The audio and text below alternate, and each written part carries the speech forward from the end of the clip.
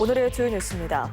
전남 지역 학교 급식실 노동자들의 특수 건강 진단이 필요합니다. 조리 환경 개선도 시급하다는 지적이 일고 있습니다. 마약 범죄가 갈수록 늘어나고 있지만 마약 수사를 전담하는 인력은 턱없이 부족한 실정입니다. 목포 시내버스 공론화위원회가 구성됐지만 임박한 문제 해결에는 한계가 있어 보입니다. 철강 원자재 가격이 폭등하면서 조선소들이 어려움을 겪고 있습니다. 여러분 안녕하십니까? 이어서 목포 MBC 뉴스투데이입니다. 퇴근 시간 화물차와 경차가 충돌해 혼잡이 빚어졌습니다. 어제 오후 5시 반쯤 목포시 오감동의 편도 3차선 도로에서 화물차와 경차가 충돌해 운전자 2명이 다치고 화물차에 실려있던 강철관이 도로를 막아 2시간 넘게 통제됐습니다. 경찰은 운전자들의 치료가 끝나는 대로 정확한 사고 경위를 조사할 방침입니다. 최근 경기 지역 학교의 급식실 노동자들이 잇따라 폐암과 백혈병으로 확인된 것과 관련해 전남에서도 급식실 조리 환경에 대한 개선이 시급하다는 지적이 제기됐습니다. 공공운수노조 전국교육공모직본부 전남지부는 도교육청에 급식실 노동자들의 특수 건강진단을 실시할 것과 환기 실태 조사, 조리 시 유해물질이 배출되는 튀김류 최소화 등 조리 환경의 근본적 개선 대책을 촉구했습니다. 마약 범죄가 갈수록 늘어나고 있지만 대응은 더디기만 합니다. 무엇보다 마약 수사를 전담하는 인력 부족이 심각합니다. 김한수 기자입니다.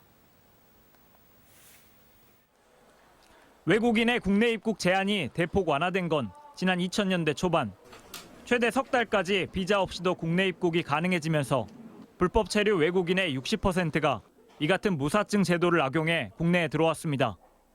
문제는 마약 전과가 있다 해도 막을 방법이 없다는 겁니다. 사진관장점을 맺으신 나라는 서류를 제출해서 신고를 받는다거나 그런 게 없기 때문에 저희가 그 자국에서의 범죄 시공은 확인이 조금 불가능하죠. 정부의 비자 면제 협정 이후 외국인의 마약 범죄는 대마초에서 필로폰과 엑스터시 등 소지가 더 간편한 향정신 물질로 확대되는 모양새입니다. 정보당국은 해외 조직으로부터 엑스레이 투시가 되지 않는 포장을 한 국제 우편으로 마약이 밀반입되는 것으로 보고 있습니다. SNS와 딥웹 등 주로 해외에 서버를 둔 경로로 유통되다 보니 마약 판매자들조차 이른바 윗선은 알지 못합니다. 마약 수사가 뿌리를 솎아내기 어려운 이유입니다.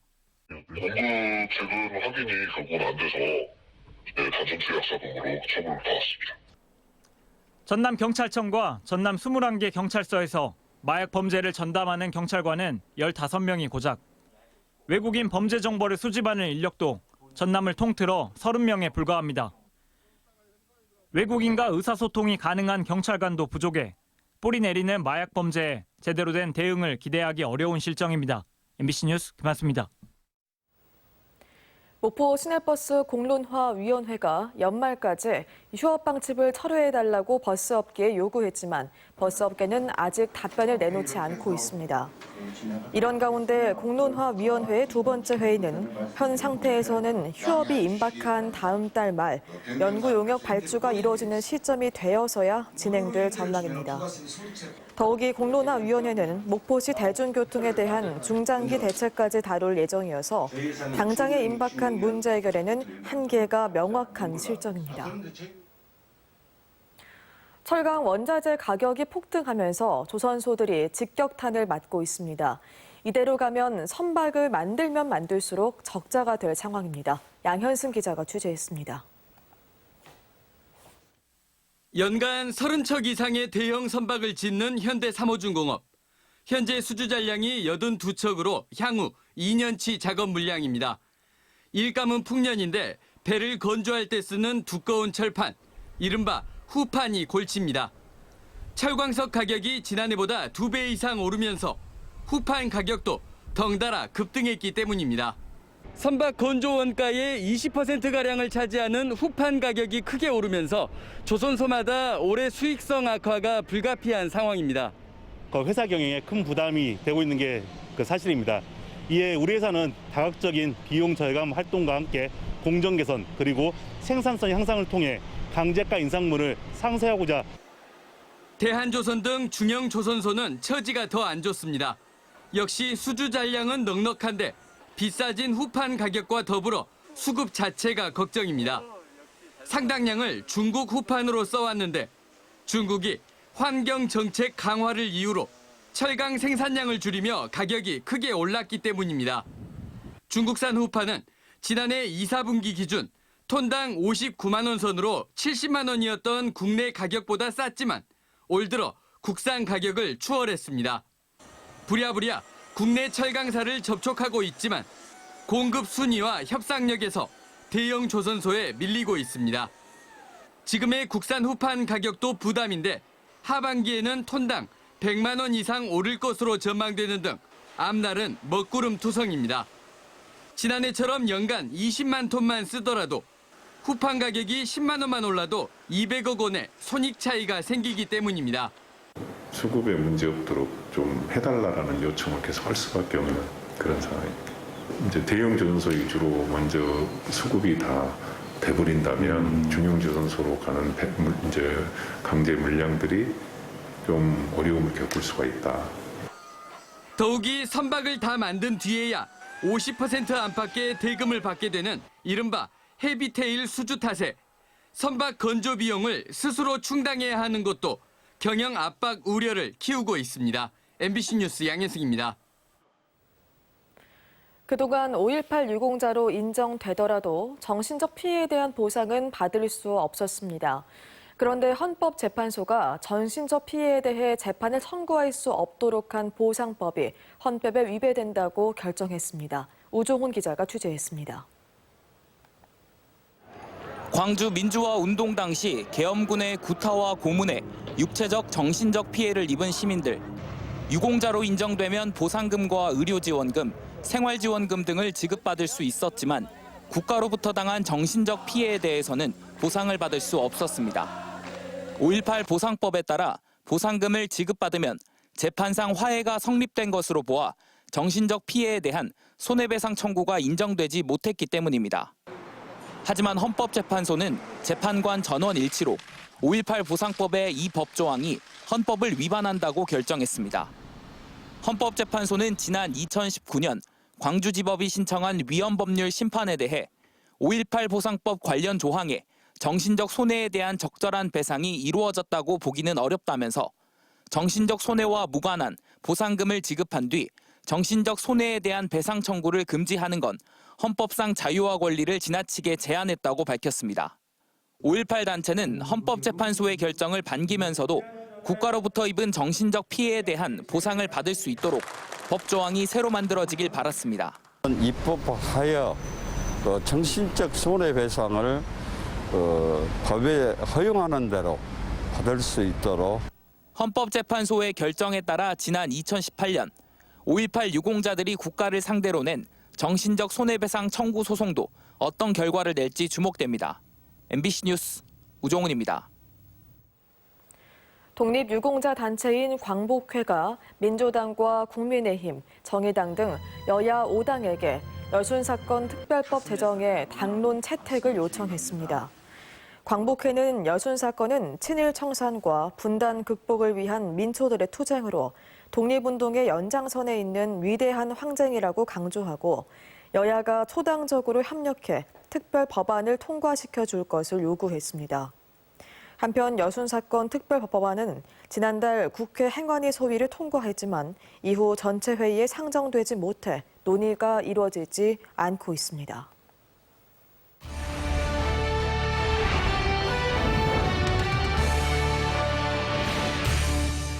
(833개) 1980년대 이후 전남에서 문을 닫은 학교의 숫자입니다. 농어촌 인구와 학령 인구 감소에 따라 폐교 수는 지속적으로 늘고 있는데요. 10년 사이 300곳이 넘는 학교가 폐교된 겁니다. 그럼 이 폐교들은 어떻게 됐을까요? 10곳 중 8곳은 이미 매각이나 대부를 통해 주민들의 손을 떠났고 5%가량만이 교육시설 등으로 활용되고 있습니다. 현재 전남도 교육청 소유로 남은 폐교는 138곳, 대부분 흉물로 방치되고 있는데요. 도교육청은 매각과 대부에 의존하던 기존 폐교 정책에서 벗어나 이제는 폐교를 지역민에게 되돌려주겠다고 선언했습니다. 주민들에게 아픈 상처로 남은 폐교, 앞으로 어떻게 변화할까요? 김진선 기자가 보도합니다. 지난 2008년 폐교된 진도 지산초등학교 기른 분교입니다. 학생들이 떠난 이곳에서는 어른들을 위한 건어물 만들기 수업이 이루어지고 있습니다. 협동조합을 구성한 마을 주민들이 교실을 숙소로, 운동장과 학교 주변을 농장과 갖가지 체험시설로 꾸민 겁니다. 농촌 체험을 하려는 타 지역 도시민들이 머물고 주말에는 마을 학교가 열리는 등 1년에 10,000명가량이 찾고 있습니다. 학교가 문을 닫게 되면서 마을이 사라지는 것처럼 절망했다는 주민들은 다시 활기를 되찾았습니다. 그다음에 날마다 주말마다 마을 학교가 열리고 애들도 소풍도 오고 그래서 우리 동네는 아주 활기찹니다. 어린애들 웃음소리가 끊이지 않아요. 이처럼 폐교가 주민들의 곁에서 마을의 자산으로 남은 학교는 극히 일부. 개인 등에게 매각 임대돼 농지 등으로 쓰이거나 흉물로 방치된 경우가 대부분입니다. 이에 따라 전남도교육청은 남은 폐교들을 기존처럼 매각 임대하는 대신 올해부터는 지역민에게 되돌려주겠다고 선언했습니다. 폐교를 주민 쉼터와 체험공간, 복지시설, 공공시설 등 4가지 유형으로 조성해 정서적 중심지는 물론 소득 창출의 장으로도 만든다는 겁니다. 오는 2024년까지 도내 폐교 34곳을 대상으로 50억 원을 투입할 예정입니다. 폐교를 지역사회 삶 중심의 공간으로 다시 태어날 수 있도록 최선을 다해 만들겠습니다. 지역민들의 정서적 활력을 불어넣어줄 소통의 장으로 만들겠습니다. 폐교 활용은 돌봄 공간과 캠핑장, 폐교 역사관부터 전남 농산어촌 유학, 귀농귀촌 지원센터, 마을 공동작업장, 로컬푸드센터 등 지역과 함께하는 데 초점을 뒀습니다. 전남도교육청은 올해 4개 학교에서 폐교를 활용한 공감쉼터를 시범 운영하고 지자체 주민들의 의견을 수렴해 점차 확대해 나갈 방침입니다. MBC 뉴스 김진선입니다.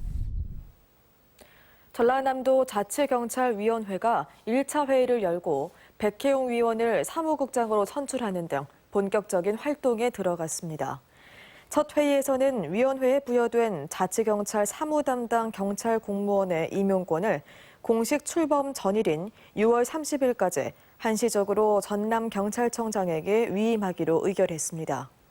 전라남도 자치경찰위원회는 자치경찰제 시범 운영 기간인 6월 한 달 동안 미흡한 사항이나 추가 필요한 관련 규칙을 재개정할 계획입니다. 오는 2023년 개최되는 유엔 기후변화협약 당사국 총회 COP28의 개최를 앞두고 유치 경쟁이 본격화하고 있습니다.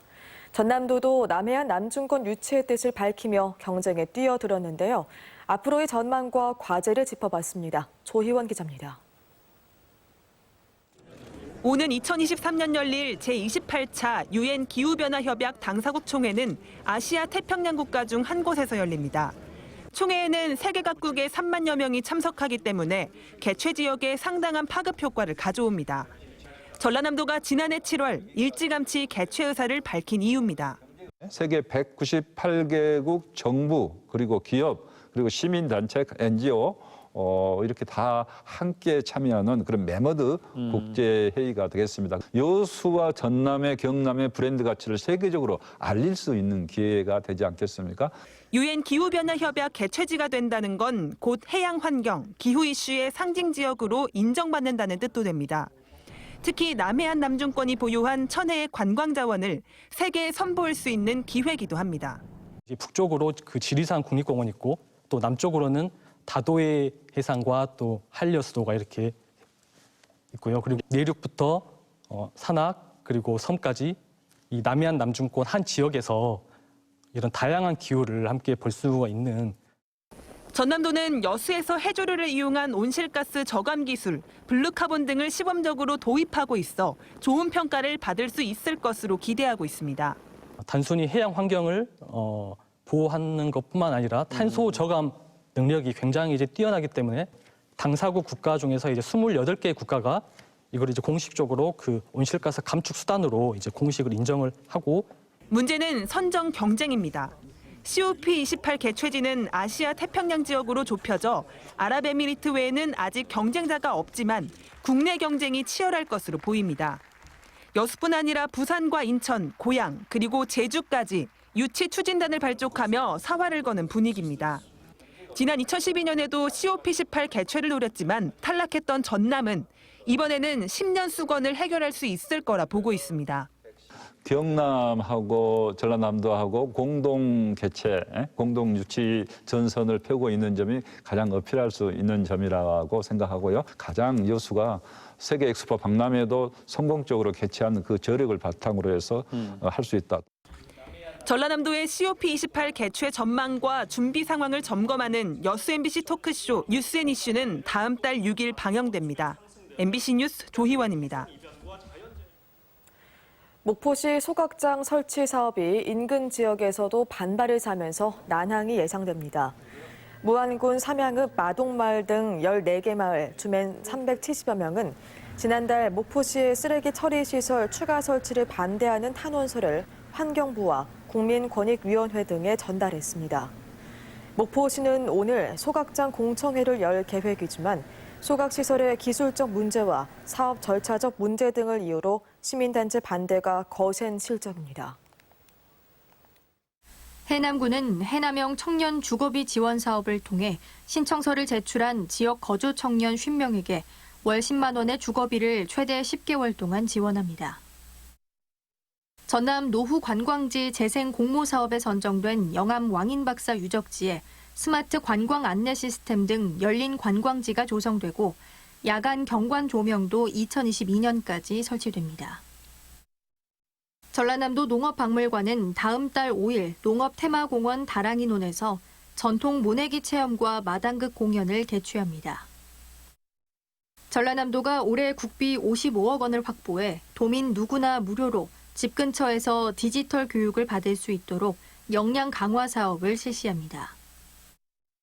신안군은 2019년부터 꽃 피는 섬 사업과 함께 300여 명의 양봉 농가를 육성했으며 꽃을 통한 관광 산업과 양봉 산업을 통한 주민 소득 증대를 기대하고 있습니다. 전남도는 코로나19 백신 접종을 예약한 뒤 취소된 이른바 노쇼를 통해 발생한 잔여 백신을 당일 예약해 접종할 수 있다고 밝혔습니다. 잔여 백신 접종은 스마트폰에서 네이버 또는 카카오톡 등에서 실시간으로 정보를 확인할 수 있으며 만 30세 미만과 백신 1차 접종을 마친 경우는 예약할 수 없습니다. 전남에서는 지난 6일부터 60세 이상의 접종 예약을 받은 가운데 현재 예약률은 73.6%입니다. 무안군은 무안읍 낙지골목 주변에 대형버스 5대와 승용차 115대를 주차할 수 있는 1층 2단 규모의 공영 주차타워를 2022년까지 조성합니다. 낙지골목 주변 대형버스 공영주차장 조성 사업은 무안읍 중심 사거리 내 만성적인 주차난을 해소하고 낙지골목을 찾는 대형버스 관광객의 편의를 위해 추진되고 있습니다. 황제 접종 의혹 보도 이후 불거진 목포 지역 신문사 목포투데이와 목포 시의원 4명 사이의 갈등이 고조되고 있습니다. 목포시의회 김호소, 김근재, 이금희, 김소미 위원은 입장문을 통해 목포투데이가 최근 시의원 4명에 대해 10억 손배소송 방침 등을 밝힌 것은 선거를 앞둔 의원 4명의 명예를 훼손하기 위한 목적으로 보인다고 밝혔습니다. 또 목포투데이가 피해를 입었다고 주장하는 입증 근거를 제시하지 못한다면 법적 책임을 져야 할 것이라고 덧붙였습니다. 전남도는 장애인과 고령자 등 관광 약자가 여행에 불편함을 겪지 않도록 무장애 관광 환경 개선 사업 대상 시군을 다음 달 4일까지 공모합니다. 전남도는 관광 약자들이 평소 가보고 싶었지만 이용에 제약이 많았던 선호 관광지를 우선으로 5곳을 선정해 경사로 설치와 높낮이 제거, 편의시설 개보수 등으로 환경을 개선할 방침입니다. 해남군에서 발행하는 해남사랑 상품권이 발행 2년 만에 2021억 원 판매를 돌파했습니다. 지난 2019년 4월 발행한 해남사랑 상품권은 첫 해 170억 원을 시작으로 2020년 1,250억 원, 2021년 5월까지 900억 원 등 2,320억 원을 발행해 이 가운데 2,021억 원어치를 판매했습니다. 올해는 상품권 발행을 위해 전남지자체 중 가장 많은 국도비 108억 원을 확보해 지난 24일까지 판매 목표액의 50%가 넘는 716억 원의 판매액을 달성했습니다.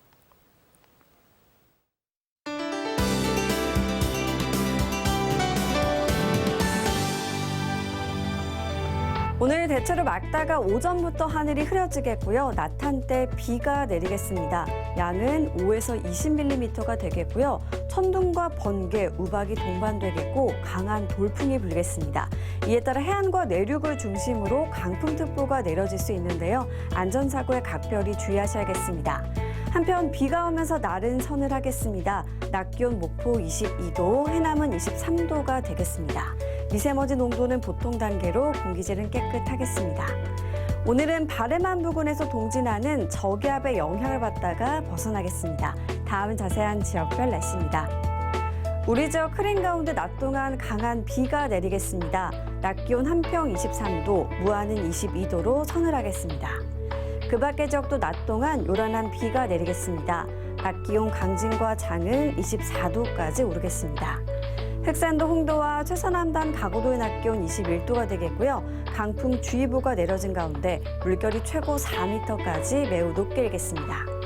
서해 남부 해상으로 한때 비가 오겠고요. 물결은 남해서부 앞바다를 제외한 대부분 해상에서 최고 3에서 4m까지 매우 높게 일겠습니다. 다음 만조 시간은 오후 3시 29분입니다. 내일까지 천문조에 의해 바닷물의 높이가 높은 기간인데요. 만조시 침수 피해가 없도록 주의하셔야겠습니다. 이번 주말 맑거나 구름 많겠고요. 날은 선선하거나 다소 더워질 수 있겠습니다. 날씨였습니다. 뉴스를 마칩니다. 시청해주신 여러분 고맙습니다.